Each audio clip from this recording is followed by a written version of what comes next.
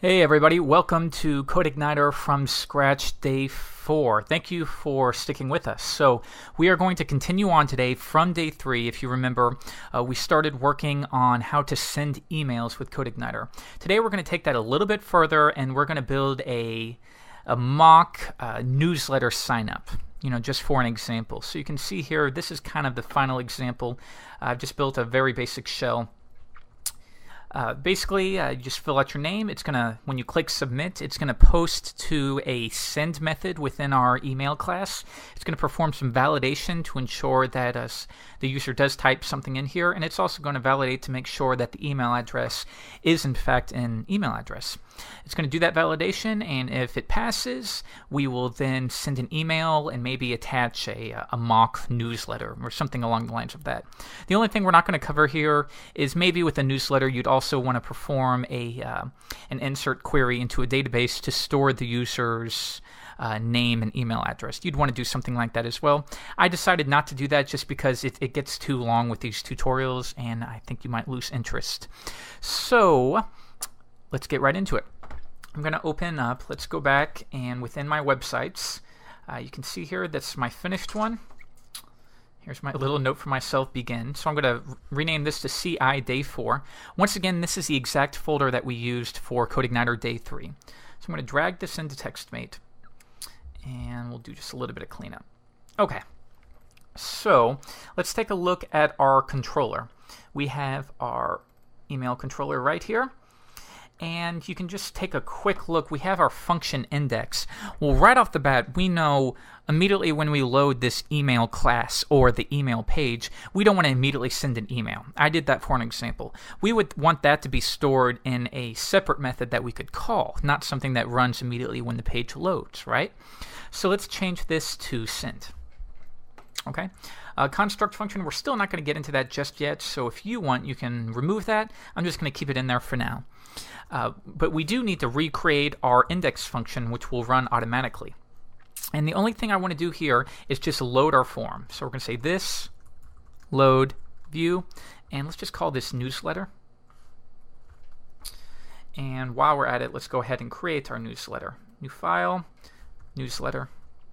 Some people prefer to do _view or something like that. I usually do that actually quite a bit, but we're just going to keep it simple here. So create that. Create a basic shell here. Newsletter page loaded, just for example. And let's just go ahead and test this actually. So I'm going to make sure MAMP is running. I'm going to open my start page, and I'm going to navigate to CI Day 4. And we're going to load the email class. And remember, we could load the index method as the second parameter, but we're not going to. Doesn't matter. Okay, newsletter page loaded. We have loaded our view. Great. So the next thing we want to think about is actually creating our newsletter page. So within newsletter.php, remember, this is your view. Let's go ahead and get into it. First thing I want to do is let's wrap all of this within a div with an ID of newsletter form.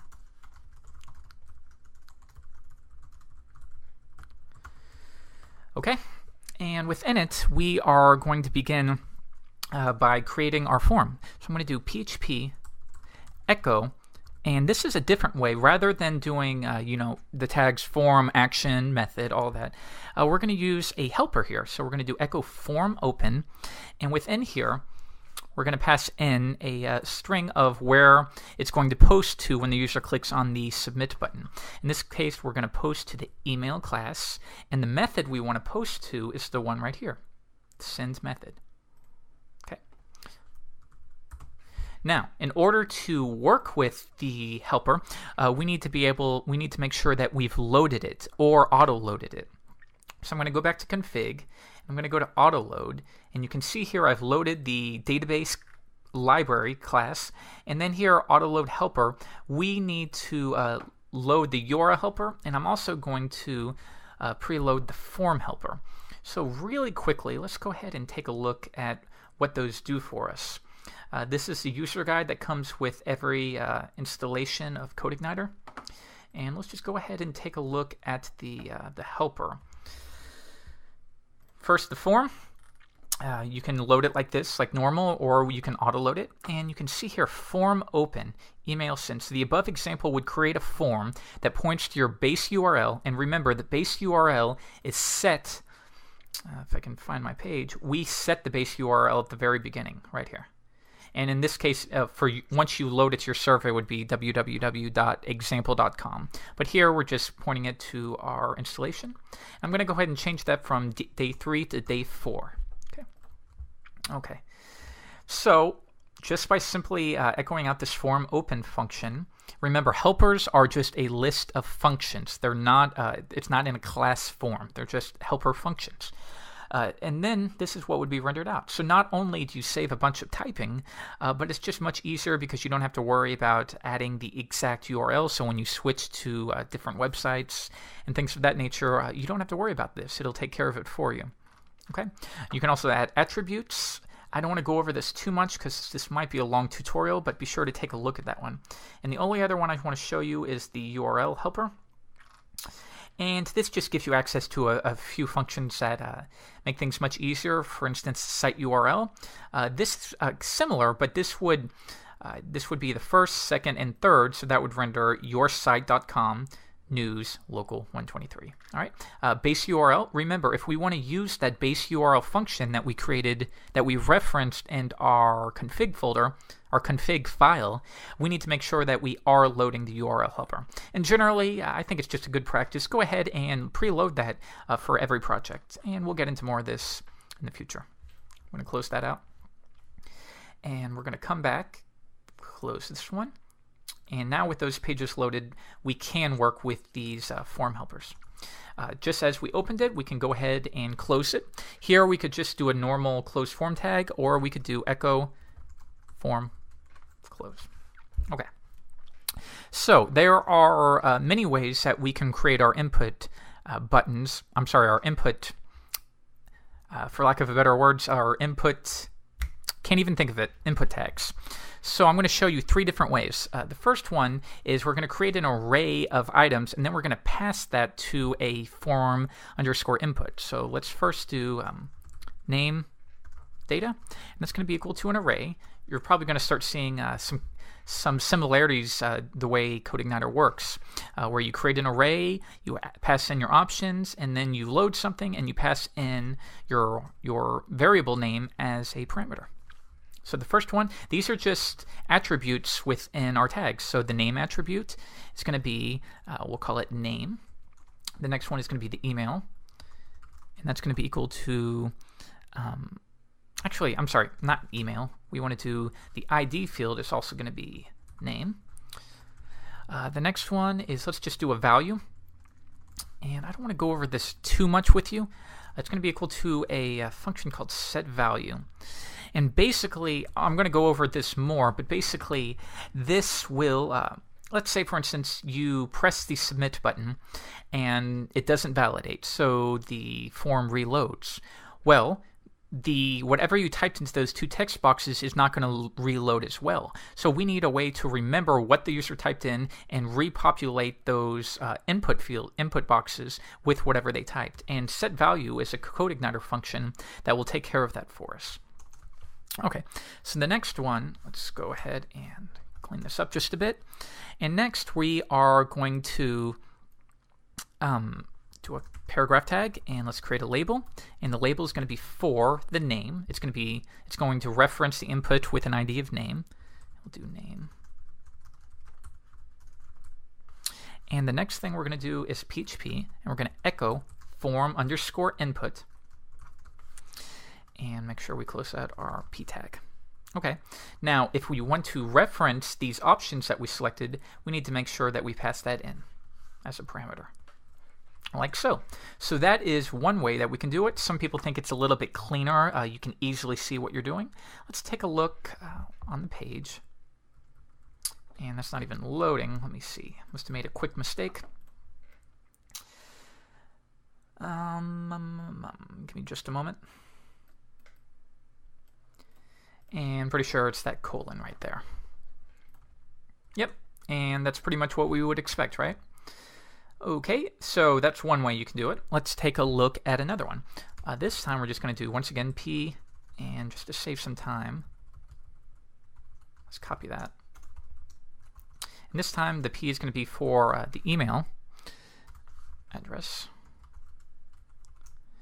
And this time we're going to just do it regular input type equals text. The name is going to be email. The ID is going to be email. That way we can reference it possibly with JavaScript, or to make sure that the label references that.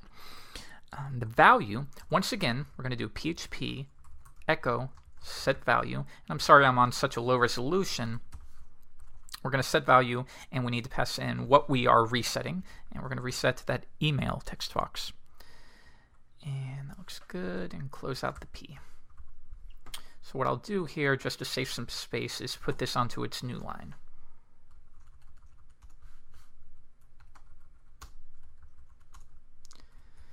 Like so.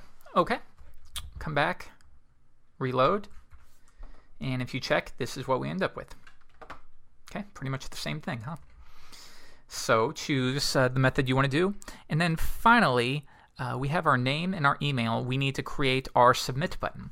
So this time, let's just put in another paragraph tag for just a little bit of styling and margins. We're going to do P echo form. This time is form underscore submit. And we can pass in two parameters here. The first one is going to be submit, and the next one is also submit. And that's just the name and the value, respectively. Come down, name, submit, value, submit. All right. So that's another way. If you notice, the only difference here is that rather than setting an array and passing that array in, here I just entered it directly. So do whichever method you prefer here. So we have our submit button, then we close out our form, and we are going to do some validation here. So we're going to have to come back in a moment, but I think this is okay for now. The next thing I want to do really quickly is add some styling. Just for the example, I'm going to go ahead and put the styling inline, but we will later in the tutorial go and make that an external one. Okay. Let's do label and display block. That's fine for now. We'll do a little more later. So if I click the submit button, actually let's close that out, and if we view it, our form action, this is what creating that form open did. It created a link to the email class in the send method. So now, if we come back, when the user clicks on that submit button, remember, we haven't done any validation yet. We will, but it's going to direct the user to this send function. All right. So if I wanted, I could go echo hello from send, and let's just test this out. Refresh the page, click submit, and we have been directed to the send method. Great. So let's go ahead and modify this a bit. We need to perform validation. We need to ensure that the user does type something into those text boxes. We also want to make sure that a real email address is added. So the first thing I want to do is we're going to load the form validation class. So this load, once again, you could auto load it if you want. All right, and it's called form underscore validation, and that will allow us to work with some of those methods. Next, we need to set some rules. We're going to do this, and remember, now we can access that form validation library that we loaded as a class. And this time, we're going to set some rules. Okay, so we can pass in 3 parameters to set rules. The first one is going to be the name of the field. What are we referencing? The second one is going to be the error message. They call it the human word, and basically that will be something like a name. And then it will render out, when we echo out the validation errors, it will say the name field is empty, or the name field is required. If you were to call it the Joe the Plumber field, you would just type in Joe the Plumber as the second one. Okay, and then the third one is going to be what validation rules are we going to set? So the first one we are going to reference is the name. And remember, we are referencing, if we come back, just to make sure, name. So we're referencing that one. And then the user-friendly one, we'll just call it name, uppercase. And then the final one, what rules are we going to set? Well, first, I want to trim it. And we're going to separate each one of these with the little bar right there. So let's make sure we get rid of any spaces. And the only thing I want required, we could set a minimum length if we want. There's a bunch you could set. But just to keep it easy, I'm going to do trim, and we're going to make sure that it is required. So somebody has to type in something there. The next one is going to be email. Here, the user-friendly name will be email address. And we're going to trim it, and it's going to be required, but also we want to make sure that it is a valid email. So rather than us having to take care of all those regular expressions or things like that, or filters or whatnot, we're just going to do valid_email, and that'll take care of it for us. Okay, but now remember, just because we set these doesn't mean they run automatically. We need to actually call the run method. So we can do if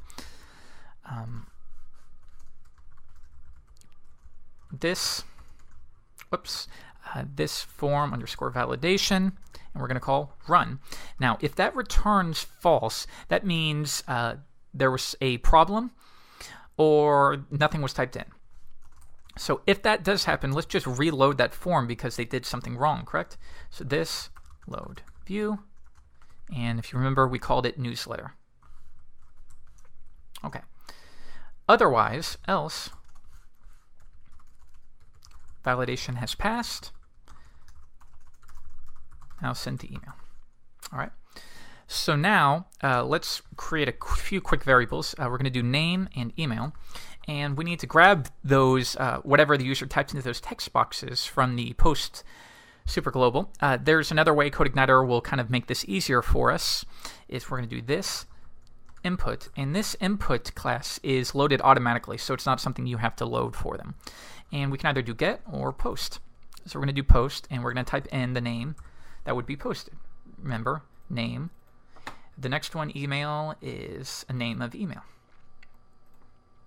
It's like so. And here it's going to be equal to this. But so you could still do it this way if you wanted. It's your choice. This saves you a bit of time. Okay, and then if we want, I'm not going to echo those out, but just rest assured, if you type in Joe and joe@joe.com, those will store each of those values respectively. So the next one is we want to send the email. So what I'm going to do here is just take all of this right here, because we only want to send an email if the validation passed successfully. So we're going to put that within the else statement. All right. That looks good. So we load our library. We set a new line from NetTuts tutorial. Some jerk changed the our password from the sample account. Guys, don't do that, because I have to create another one, and you're not going to get anything from this account. I'm never going to use it, so you're not going to get any secret information. So we're going to change that to nettouchplustutorials@gmail.com. And you know what? I have this old. Actually, let's just send it to ourselves. gmail.com. And the subject is going to be test newsletter sign up confirmation.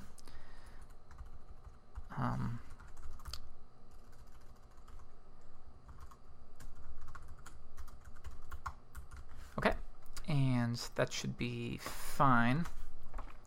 If we want to attach something, maybe we want to attach the first month of the newsletter when they sign up or something like that. We can still do that. If you remember, in day 3, we created these. We created a path referencing this attachments folder. Let's go ahead. I think I must have deleted that, so let's add it again. And the name is going to be newsletter 1 is fine. So let's create a new file.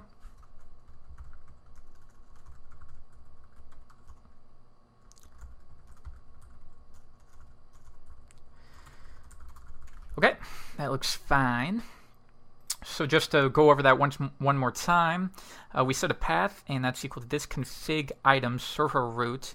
So let's go into config, and I think it's still there, server root. You don't have to do this, by the way. If you want, you could go and just reference this jQuery $under server super global. But I wanted to show you guys that you can create your own config items. So do it whichever way you want, and now we're just doing a path equal to ci_day4 attachments newsletter1.txt, and then we want to attach the file. Then finally, we're going to try to send it. Now, what we need to do here is we need to reference whatever the user typed. So we want to change to, I'm sorry I forgot to do this, the to is going to be equal to email. Okay, and we could also add their name. There's one. We're actually probably not even going to use that. So I think this looks good. There might be a mistake, but let's try it out. So let's come back, refresh the page, and I'm going to type in, oh, there's one more thing I want to show you that we need to do. Within the newsletter.php, we need to echo out, let's say they don't type anything in, we need to echo something out. We can go to the very bottom, right here, and what we'll do is we're going to do php echo validation underscore errors, and that should be okay. So once again, if we view the source, looks like a normal page. Let's click submit, and we are getting an error. Use of undefined constant trim. Use undefined constant required. I must not be referencing something correctly. I'm going to pause for just a second to find this so you don't have to watch me figure this out. Okay, I'm back. Yep, that was just a quick fix. I'm sorry I didn't notice. The rules actually need to be within quotes. Sorry about that. A little bit of a brain freeze, and let's save that, come back, refresh, come back, submit, and now we get these errors echoed out. Great. So you can see they're placed in p tags. Now, what if we want to style that differently? What if we want, I don't know, maybe to add some error message or something like that? Is there a way where we can choose what that will be wrapped with? And the answer is yes. Within the validation errors, you guys might know this from WordPress does a lot of stuff like this. Within parentheses, we can type in what the wrapping will be. So it'll be p class error. Come back, refresh the page, resend, come down to the bottom, and now we have p class error. And we can style that accordingly, which we will do shortly. So let's try entering a name, but entering gibberish for the email address. Email address. Notice email address. This is what I meant by the user-friendly name. So if we get rid of name, the name field. So I just want to make sure you understand what I'm referring to. Right up here, name, email address. Okay. So let's go ahead and type in something real. My email address. Let's just send it. This is an account I've had for over a decade that I don't even use, but I have to check it every once in a while. Your email is sentful. Good. Let's go ahead and check that. There's going to be so much spam in here. 639. But I check it every once in a while just in case. It's one of those accounts I had when I was 15. Hurry up and load. I'm going to pause this until it loads. Okay, and you can see, here's my attachment. Test newsletter sign up confirmation. You've now signed up, fool. And there's our newsletter. If we want to open that, this will be our sample newsletter that you can fill in with whatever you want. Okay, so we've actually done quite a bit. The last thing I want to show you how to do is style this a little bit. A few of you asked me, how do you reference a style sheet? And it's actually easy. There's a bunch of ways you can do it. So let's go ahead and within our root, I'm going to create a new folder, and I'm going to call it CSS. I'm going to create a new file, and for today, I'm going to show you the easiest way to do this. So what I want to do here is, obviously, with the MVC pattern, we don't want to add any styles directly into our view. That doesn't make sense, does it? So I just want to come in here, and I probably should paste this in from my other project, but I'm not going to. But what I will do is just give me a moment so I can copy this from my original project.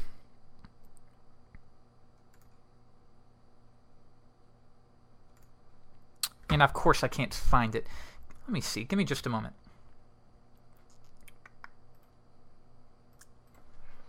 Well, I can't find it, so you know what? Let's just go and steal it from here. And come in, paste that in. Bundles. I think there's some kind of tidy in here. Format CSS. All right, that's fine. So, well, it's not too fine, but it's okay. So if you want to go over this really quick, otherwise just go ahead and skip a minute ahead. Label, we're setting display to block to make sure that those items are on their own line. We created an error message. Remember, we wrapped that within a paragraph tag, and we just made it kind of a darker brown, a lighter black color italic. A newsletter form is the wrapping div. Set it to kind of a bluish gray background, set a width, set a margin, some padding, a border. Nothing too interesting. I set all inputs with a type of text to a width of 100% of their container. H2 tags, I set a margin of negative 54 pixels only. Where did it go? There it is. Only to push it up so it looks like it's resting on top of that. And then I styled the submit button differently to get rid of that ugly roundness. And you can see it's got red with a lighter red border and a little bit of a hover effect and that cursor when you mouse over it. It's all there. And then that's it. Pretty simple. Okay, so the next thing we want to do is how do we reference this style sheet? It's actually, if you've never done it, it can be a little bit confusing to figure out the right way. And I'm going to show you a bunch of ways to do it in the future. But for now, let's just go ahead and reference it like this. Link, it's going to be a style sheet. The href is going to be PHP echo, and we're going to echo that base URL. Thanks to the URL helper, and that's going to echo out, in my case, localhost :888/ci_day4, and then close that out. And then the next thing we want to do is continue to the CSS folder, and the name of the style sheet is called style.css. Text CSS, media screen, title. Just get rid of the title. And I think that's fine. So let's go ahead and load this. This is our page, actually. So if I refresh it, that's what we get. And I guess I did not add the heading 2 tag. So we can place that right here. Refresh. And there we go. Pretty simple. Nothing very interesting at all. Okay. Actually, it would probably need to be fixed because that's too large. But you know what? I'm not even going to bother with that because you're going to have your own styling. So that's okay. Click submit, and now we get those error messages. We type in one thing, Jeff Way, email address. Click submit. And our email address was sent. We could also do one other thing within our email folder is we can say if this email send echo, or we could redirect them to a new page. So if we wanted, we could do this load. Actually, you know what I'll do is comment that out and then go this load view, sign up, confirmation view. Something like that, and then you could create a new view. And I'm just going to go ahead and do this for you. Sign up, confirmation, view.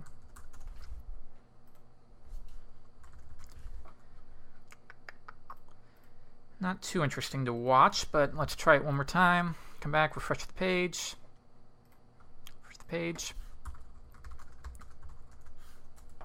Submit.